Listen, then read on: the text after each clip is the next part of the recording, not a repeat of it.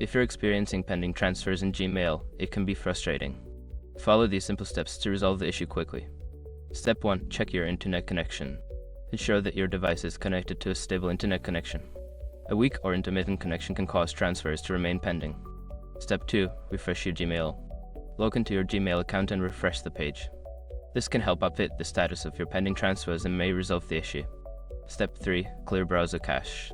If refreshing doesn't work, clear your browser's cache and cookies. This can help eliminate any stored data that might be causing the problem. Step 4. Check transfer limits. Review Gmail's transfer limits to ensure that you are not exceeding them. If you are, you may need to wait until the limit resets or reduce the size of your transfer.